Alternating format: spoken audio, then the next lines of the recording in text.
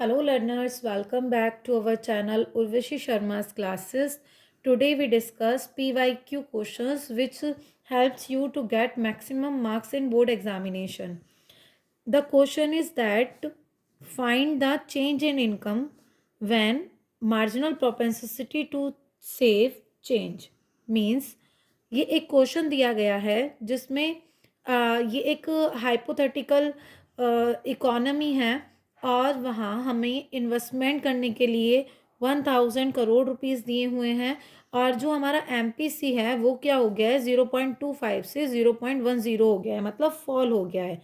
Marginal propensity to save fall हुआ है। तो एमपीसी के फॉल होने से इनकम पे क्या इफेक्ट पड़ेगा या इनकम कितनी इंक्रीज होगी, हमें वो फाइंड करना है। ठीक है, तो सबसे पहले हम क्या करेंगे, आप इन्वेस्टमेंट देखिए।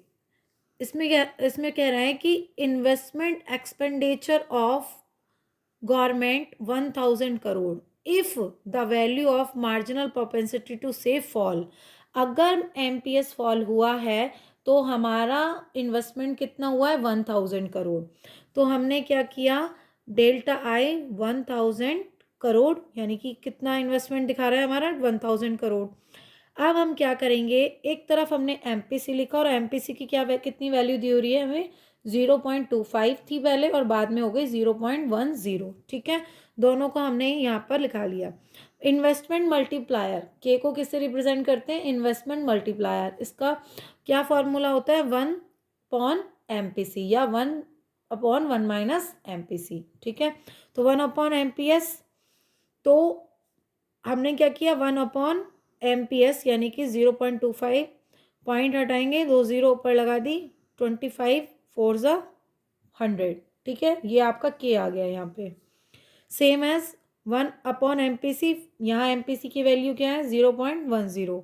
इसको 2 0 ऊपर लगाएं, 10 से कैंसिलेट किया, कितना आंसर आ गया 10। इतना आपको आई होप समझ में आ गया होगा। अब हम क्या कर रहे हैं, चेंज इन इनकम फाइंड करने के लिए फॉर्मूला लगाएंगे, delta Y is equal to K multiply by delta I. ठीक है, तो delta Y is equal to K, यानी कि आपको चेंज इन इनकम फाइंड करने के लिए के को मल्टीप्लाई करना होगा किससे, चेंज इन इन्वेस्टमेंट से।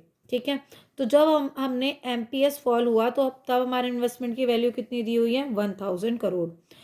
आपका के कितना फाइंड हुआ है 4 multiply by 1000 crore, answer is 4000 crore. 10 multiply by 1000, answer is 10000। अब हमें क्योंकि चेंज इन इनकम निकालना है तो हम क्या करेंगे, 10000 minus 4000, answer is 6000 crore. One more question, बहुत बार रिपीट होता है ये क्वेश्चन को बहुत ध्यान से समझना है। लैंग्वेज चेंज करके दे सकता है बट यहाँ से क्वेश्चन आना है। इन एन इकोनॉमी, किसी इकोनॉमी में x and aggregate demand is more than x and aggregate supply. इसका मतलब जो हमारी डिमांड है वो क्या है, सप्लाई ज़्यादा है, डिमांड ज़्यादा है किससे, सप्लाई से। अब आपको ये बताना है कि जब इकोनॉमी में डिमांड ज़्यादा है सप्लाई से तो उसका इनकम, आउटपुट और एम्प्लॉयमेंट पे क्या इफ़ेक्ट होगा। मैंने बहुत बार जो अपना पीटी 1 या प्री बोर्ड्स की कॉपी चेक की है स्टूडेंट्स की, तो मैक्सिमम स्टूडेंट्स बड़ा क्या लिख जाते हैं यहाँ पे कि ये क्या होगा, ये हमारा डिक्रीज़ होगा। ठीक है, मतलब उसको मतलब समझेंगे नहीं, डिमांड के अकॉर्डिंग अपना एनालाइज करके और बहुत जल्दी से आंसर यहाँ गलत कर जाते हैं। लेकिन इसको यहाँ बड़े ध्यान से समझना है कि इकोनॉमी में जब भी डिमांड राइज होगी, ठीक है, तो सप्लाई कम है और डिमांड राइज हुई तो प्रोड्यूसर हमेशा उस जो हमारी डिमांड है उसको फुलफिल करने के लिए प्रोडक्शन बढ़ाता है, और जब प्रोडक्शन बढ़ाता है तो आउटपुट, इनकम, एम्प्लॉयमेंट तीनों ही इंक्रीज होते हैं। तो ये क्वेश्चन पेपर में बहुत बार देखने के लिए मिलता है, तो इसको आप ध्यान से समझिए।